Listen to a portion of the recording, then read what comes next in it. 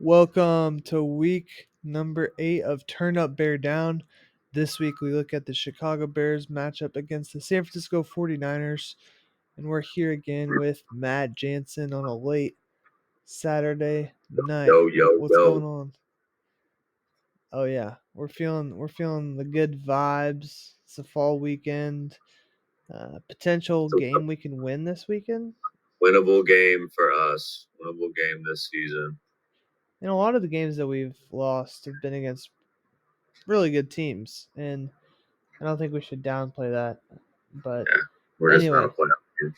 yeah, it's really nice to potentially have one that we can win. So the 49ers will travel to Chicago, a team that 2 years ago I thought the 49ers were going to be the next big dynasty, honestly, because they had all the pieces of the puzzle, really. But the problem with the 49ers is that they always find ways to get hurt, it feels like.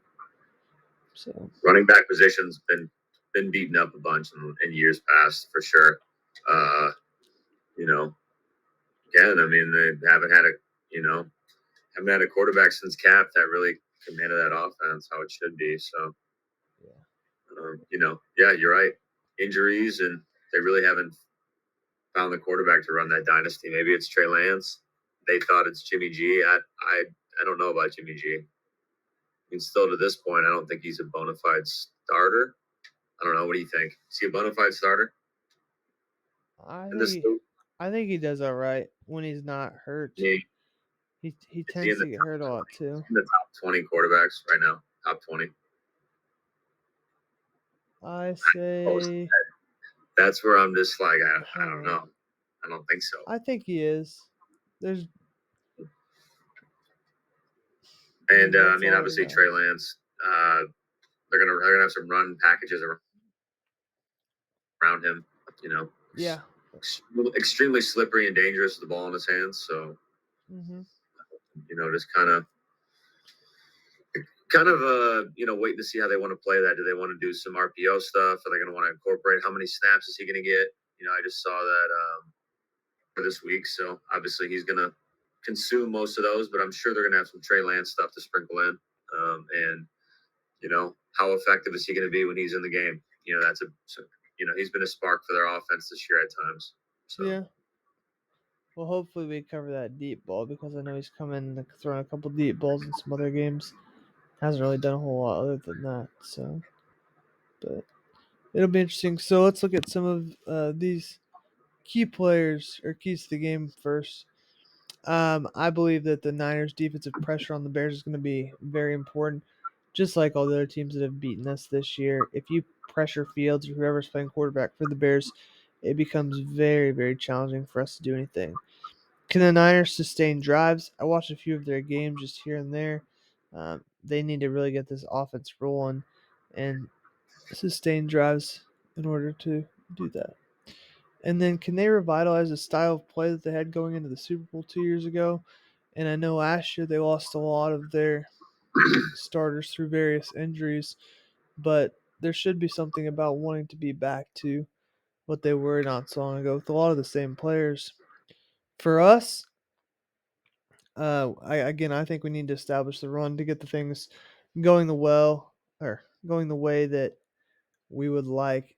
The run game has been awesome. Khalil Herbert's really done a good job stepping in. I like the way he's running, and I like just continuing to get yards after contact. What stars will step up for us? We definitely need that with Khalil Mack out this week. Also, Coach Nagy's not even going to coach, which I'm not super unhappy about, but at the same time, we're going to need stars to step up. So, who's that going to be?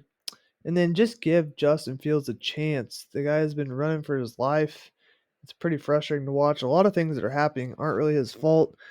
Tipped passes that turn into interceptions, these multiple sacks in a game because people are just getting blown up left and right. So, what do you think of these keys to the games, and what do you have to add? Yeah, like a lot of these, offense, obviously, I would say even for us, needs a sustained drive.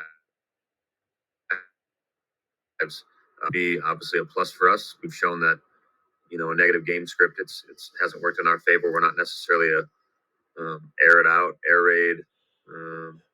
Passing game isn't super efficient right now.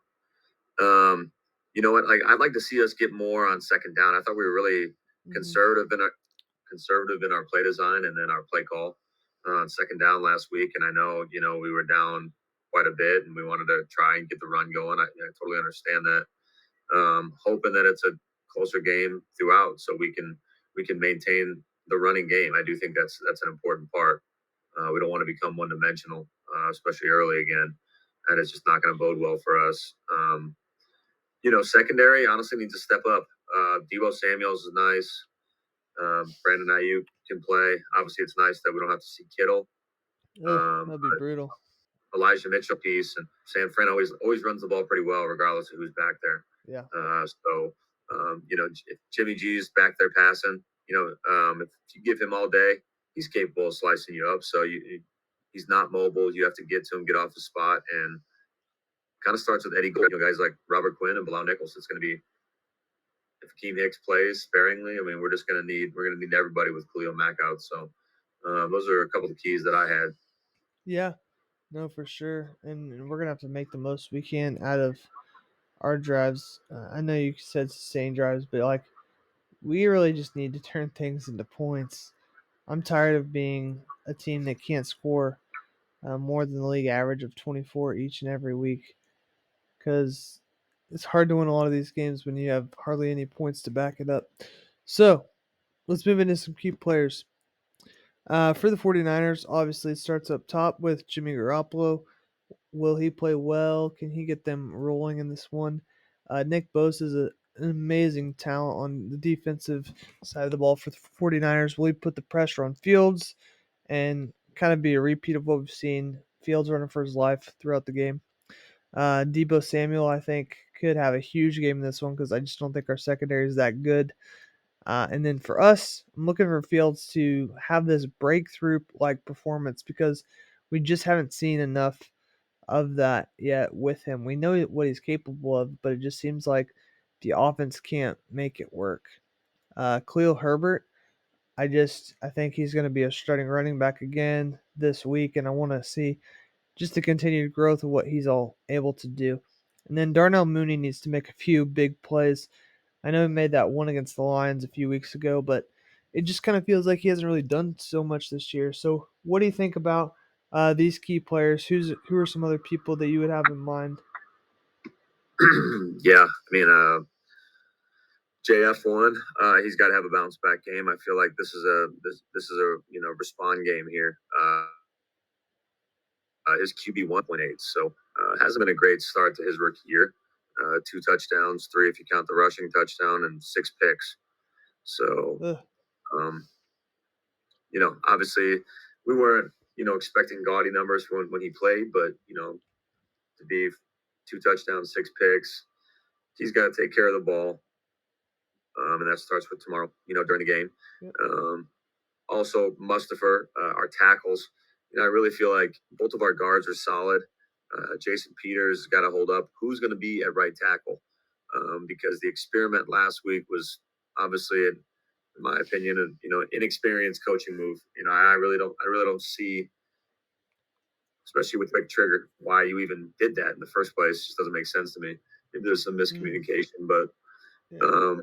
And then again, Mooney in the passing game, there were opportunities last week for us to put up some points, there in the beginning that would have at least made the game, at least an effort around halftime. But, like I said, I mean, it's just poor efficiency. We're not, again, even when the play's there, we're not making it right now. So you're hoping that we're at home, that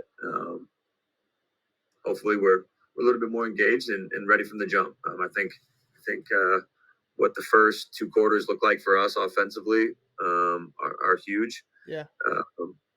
And again, you're going up against Deebo Samuel, who's 4th in the NFL in receiving yards. He's got 4 touchdowns on the year.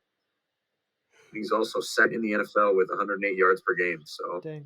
dude's a machine. He's been able to stay somewhat healthy and play. And Elijah Mitchell, kind of a young up and comer, solid runner. Kind of reminds me of Josh Jacobs. And then the whole the whole Jimmy Trey stuff the run with Trey, and you got to disrupt Jimmy G. You got to throw pasta at him, pasta. That's what I got as far as some of those players. Again, their line versus our defensive line is another issue in itself. There's a couple people that aren't playing. Obviously, Khalil Mack being out. It looks like Deshaun Gibson might not play tomorrow for us. On their side, it looks like a couple. There's a tackle. Kinlaw is not going to play, but really that's it. So Yeah. Everybody's somewhat healthy. Obviously, Khalil Mack hurts us, but you just hope that at least he's available. Next game moving forward. Yeah. Obviously, that still was Khalil Mack trade. Obviously, as much as it pains me to say, just never going to work out in our favor. So Yeah. I think we got absolutely robbed blind for 3 first-round picks. But that's another. Right. Hey, that's topic for another day. Go ahead, Scotty. All right. So, couple big things in this one. First is that there will be no Matt Nagy. So it'll be interesting, in my opinion, to see what happens out of this. Because no Nagy, he's not calling plays, he's not doing much of anything. No shoe salesman. No shoe salesman. No shoes being sold.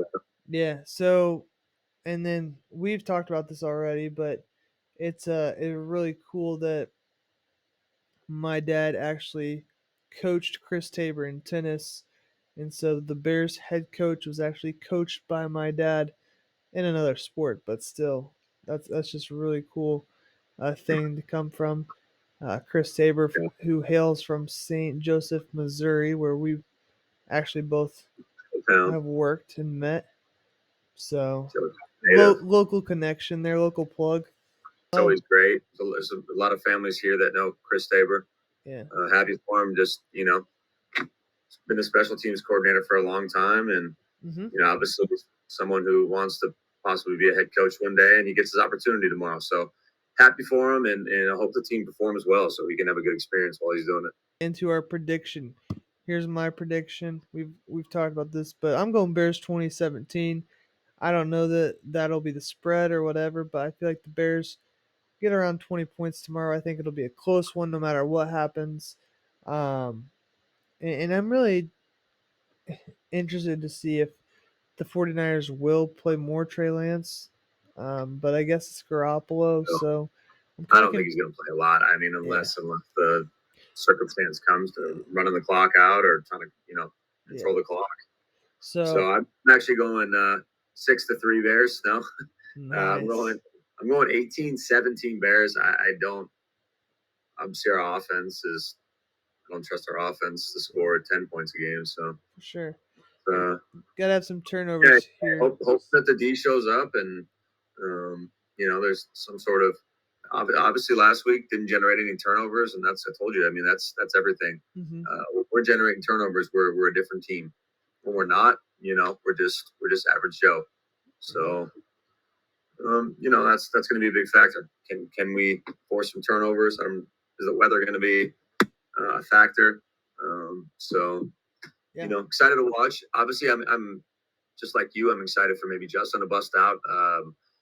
If he's able to kind of throw a few touchdowns, we're able to do some good things on offense. Not an explosion, but at least, like I said, what I say last week? 5 drives, 5 legit drives, 4 to 5 good touchdown drives. Probably going to be in a good situation. So, excited to see how the next step in his development after two losses. Really one being a blowout, one being competitive against your rival. So for sure. And I think I've forgotten that a little bit too. Like last week was so bad and it was embarrassing, but we played the Packers well and they're a good team too. Yeah. Wow. So we're both on the Bears. Plus, what if Justin just wants to play well just to show Nagy that doesn't need him? Honestly. For sure. There's all kinds of little insides and outs going on in this game. Things behind the scenes that we don't even know about. So, all right. Well, that will do it for this week on Turn Up, Bear Down. Thanks for stopping by. We'll see you again next week as we preview our Monday night game against the Pittsburgh Steelers. Later. Peace.